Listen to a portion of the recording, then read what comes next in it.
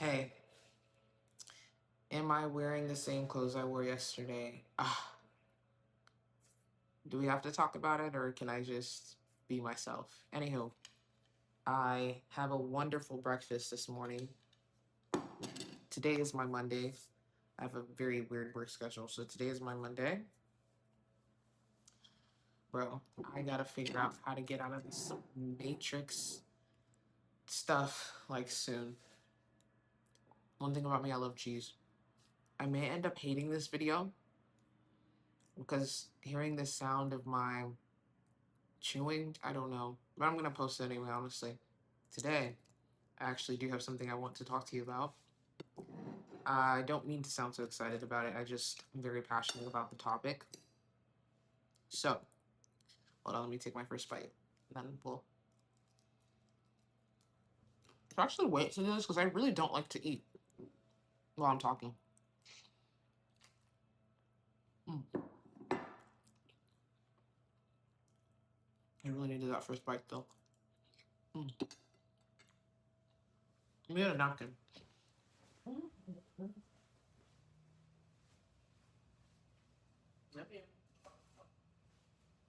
Okay.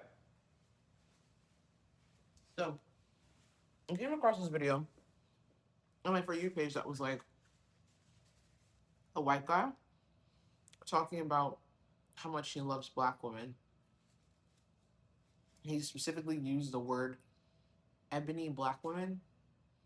And I was just like, bro, you just told on yourself so bad. Don't judge me.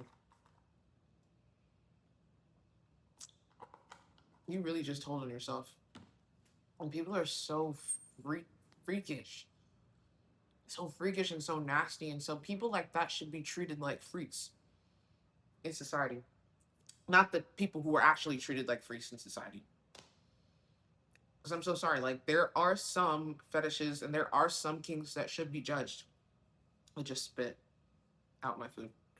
Um, but yeah, I think just like I've seen a lot of like, just to speak about that video in particular, he's just speaking about, I love black women. That's just my preference. That's just what I like, blah, blah, blah.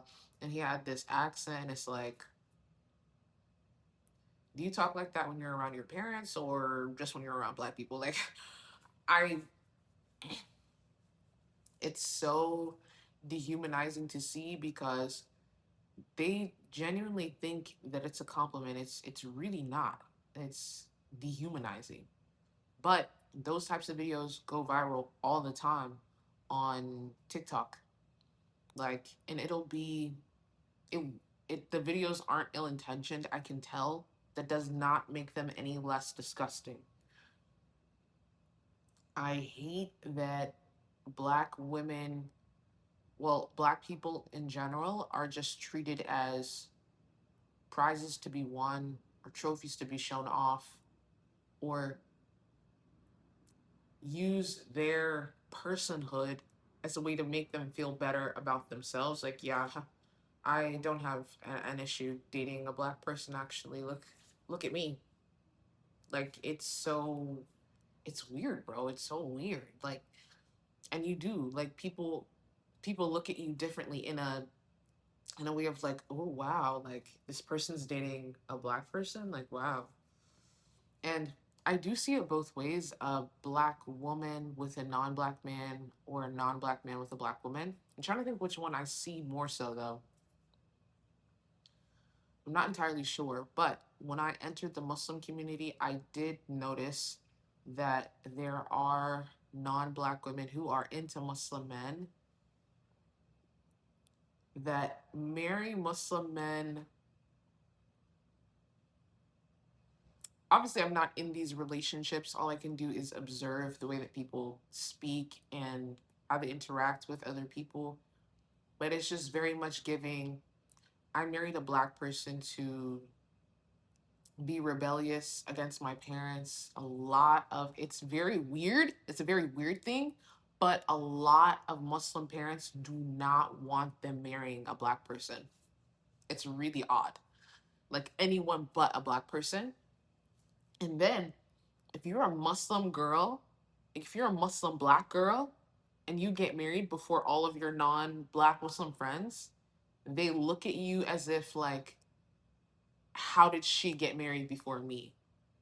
It's so, wallahi, it's the like, it's actually the weirdest thing that I've ever seen. I don't want to say like I've never seen racism like this, but I've never seen racism in this way.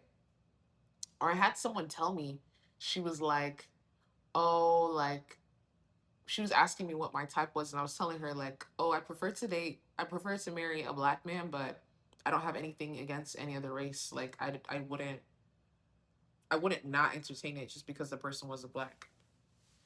Because there's not a race of people that I'm just not attracted to. And then she was telling me, she was like, oh yeah, I would only marry like this type of guy. And she was saying the country that she's from, and the countries that are around her country. And I was just like, oh, okay, I get that. Like, you want cultural similarity. And then she started talking about how her dad would just not accept someone who wasn't that. But the way that she was talking about it was just like, just say you're not interested in anybody else but the people that look like you. Just say that. Just say that. Don't make it this whole like, just say it. It's so annoying, bro. It's honestly, I wish people were just more honest. I really do wish people were just more honest about how they felt, because it's something I was realizing last night. A love language to me is understanding someone for truly who they are, but also at the same time, you can only meet someone as deeply as they've met themselves. So that's why I get frustrated with people a lot of the time when I try to get closer to them, because they are not willing to open up. And obviously, you can't force that, but it's like when someone's telling you that you have a certain level of closeness with them, but how can we be so close if you don't express yourself in a way to me, if you don't express your vulnerability to me, you know? Anyway, I just went off on a tangent there. But I think it is super strange. The archetype that kind of brought this up was very specifically the white man who talks about his interest in black women, or and this specific man, he always has a certain type of haircut, he always has a certain type of accent, always dresses a certain way. It's really just, it's, we'll call them the Chet Hanks archetype, okay? That type of person. And the women in the comments are just eating it up. And it's giving to me, that's giving me pick me. I hate to say it, but no, I actually don't hate to say it, because it is true. Like, why do you feel like you need to broadcast to the world that you're interested in black women? Just be interested in black women and only ever entertain black women. That's, but then it's like, why are you only interested in black women? To me, I understand, because this is how I operate. I am most interested in people that look like me. Nothing against any other else, because I would date any other race. But I prefer to be with someone who looks like me, has had, because they've had the same experiences as me. I don't feel like I have to, because one thing I did feel a lot growing up is misunderstood. I feel like a person who looks like me, has entered the same rooms as I've entered, has probably had the same experiences that I've had, probably has similar perspective on the world that I do. Like, I get that. I totally get only wanting to date someone from your culture. That totally makes sense. Like, if a white person only wants to date white people, well, when white people do it, I'm like, no, but what culture though? No, when white people do it's different. It's like, obviously, I wouldn't. Obviously, like, you can't force someone to date outside of their race, but when white people do, I'm like, all right, all right, brother. No, I was gonna say something crazy. Just say 1488 and move on. Oh, niche reference, but fascist reference actually. But yeah, it's just, It's so annoying, and I just felt that I just needed to talk about that today. Um, what else did I want to say? I feel like I had so much more to say before I recorded the video. That's why I felt the need to record this. But yeah, just conversations that I have overheard or been a part of. It's really people like trying to, some people, they've tried to soft launch their interest in black men to me, which what am I gonna, I don't know. I honestly don't know any black men, but my like cousins, they're not Muslim, so I cannot help you, sister. I can't help you. I don't know what accent that was, but yeah. Or there are some girls who you can tell that you're their black friend. Um,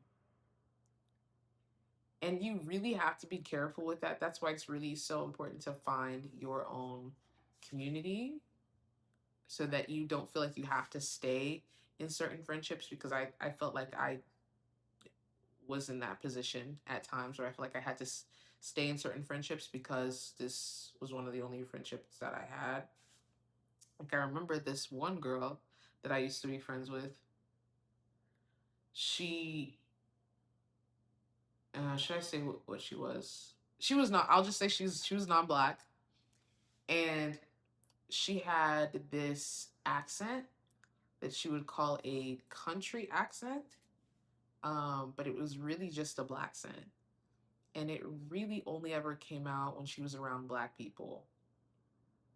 But when she was on the phone with her parents and she was with her white friends, it was I just said her race, but she was like, oh my god, like, and yeah, I just remember certain instances. It's like y- those types of people, they love to be around black people, and they love how they are perceived as someone who is in community with black people.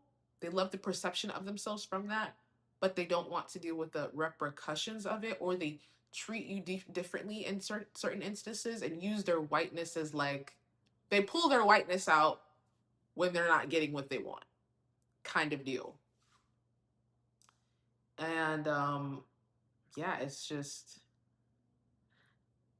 I really do think that it might be more people than you think it is that perceive themselves as better than you because they're not black. Like just the proximity to whiteness thing. It's like, it's really weird and gross and disgusting and nasty. And yeah, I just would like to be more cautious of that because it does affect, if you have people like that around you, it does affect your self perception. That's why it's important to also have people that you confide in that look like you as well,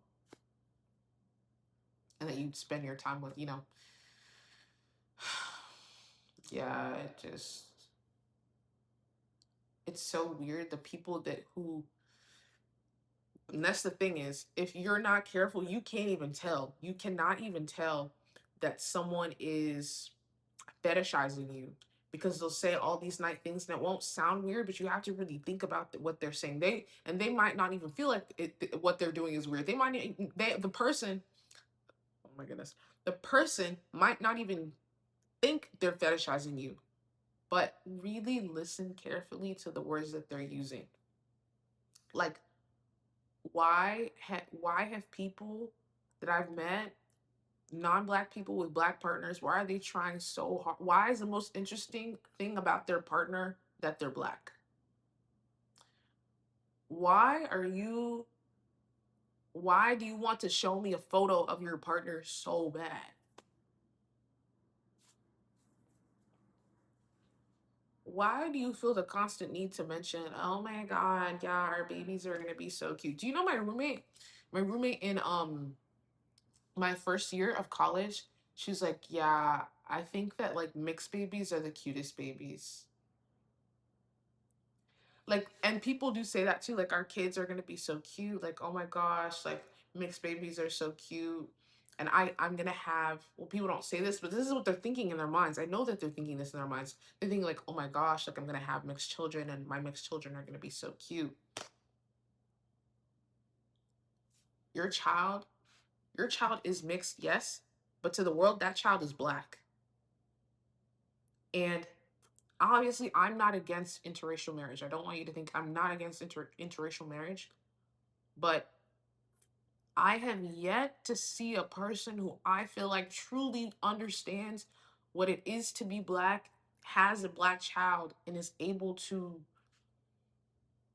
I guess, teach the child or understand the child the way that they need to be understood and teach them the way that they need to be taught, whether that be that relationship between that parent and that child, like doing their hair, um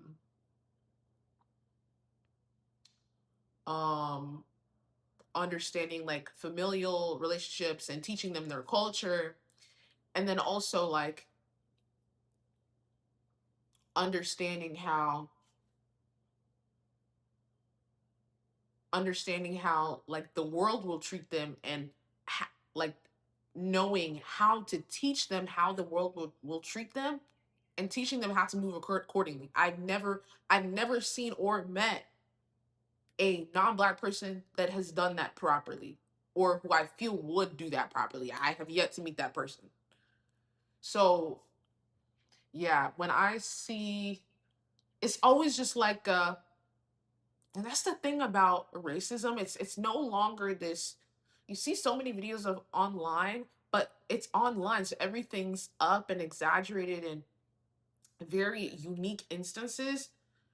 Racism is not just somebody calling somebody else the N-word. It's not just like very clear cut covert discrimination or overt discrimination. No. It isn't, racism doesn't look like that anymore, because as time has passed, obviously societally, like it's a part of the social contract that racism is not okay, right? Oh my god, my sociology brain is coming out today. I love it. It's a part of our social contract in our society, in like in our communities, that racism is not okay.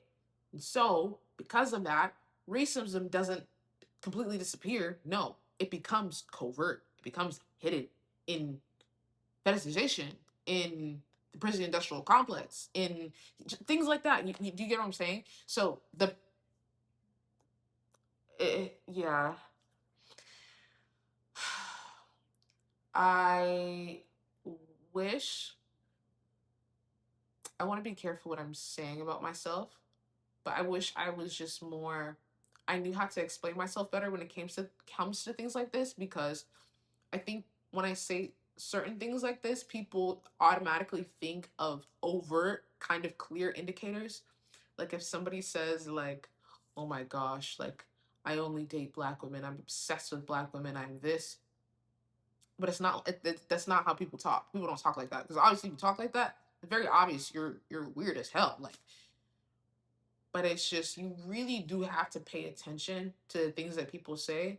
And maybe this is just uh in a kind of instinctual thing, like a more of an intuitional thing that you kind of feel and you recognize, and you're just like, yeah, that's not somebody who I want to be associated with. But yeah, it just makes me want to get back to like back in 2020. I used to be very much on my, I was just, that's the blackest I ever been. That's the blackest I ever been. But also, I think I was so into black culture that I neglected my own culture, because the people who I grew up around in my if you don't know, I'm Cameroonian.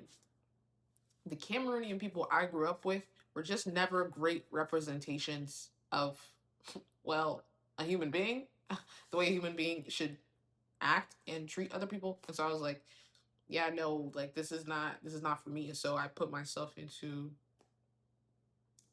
black culture and placed myself into black spaces and da da da. But then I kind of went overboard with it, and I started to like consider myself more African American, more than African. Well, technically, I am African American, but you know what I mean in the sense of the word. Like, I, and I think in doing that, you can kind of not discredit, but in a way, that kind of mindset could lead you to devaluing the experience of a African American person. Which is not to say that like when someone sees me, they don't perceive me as African, like they perceive me as black, same as you, but or same as, well, I'm not not a black person watching this, but they there's to them obviously there's no distinction between the two of us, but the distinction is important because there are things that I know about myself that uh, an African American person might not know. Like I know that my family comes from Cameroon. I know that both my parents are Cameroonian. I know that there's a language that we speak and there's a culture that you partake in, and there's history there. And in knowing that, I have a certain level of identity that just a black African American person does not have. And there's advantages it for me in that. Or just understanding that people who immigrate here from certain places come here with money. And so even though there are socioeconomic disadvantages in being black, like when you are when you come from a certain when you come from a certain level of status, when you came here already, it's like you maybe don't experience those um disadvantages, maybe certain obstacles that an African American person would face. So yeah, it's important to like, okay, N word for example. There are some African American people that feel like Africans should not be saying the N word, which I feel is a valid argument. Um, and it's for that reason I try not to say it. I'm not gonna lie, I do be saying that. I do be saying that. Yes, yes, I do. But do I feel like Africans should be saying it? You could say, well, it doesn't matter that I'm African. I'm still gonna have the same experience that an African American has in America, which is true. But the thing is just the history behind the word. Even though it does come from Africa, like us as Africans, like the experience with the historical experience with the word, I feel is different. And so I get it when African Americans are like, Africans shouldn't be saying the N word, stuff like that. So yeah. And I think that the distinction is also important is because I used to put myself in the place of like, as an African American, I experienced this, but you don't have to identify. I feel like I tried to identify as a thing to better understand it, but you don't have to always necessarily identify with an idea or a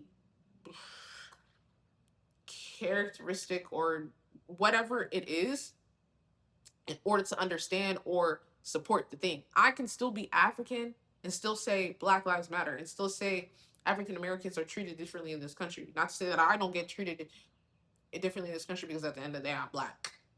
But like I it's more, I don't want to say politically expedient because that's not the word. It's just a better ideological, I don't know what word I'm trying to use, but it's more beneficial for the movement if I am in allyship with the Black American community. That's what I should say, Black American and African. Um, but yeah, that's all I wanted to talk about today. And I'm very hungry, so I'm about to eat this breakfast. Thank you for listening. Um, talk to you tomorrow, maybe. Bye.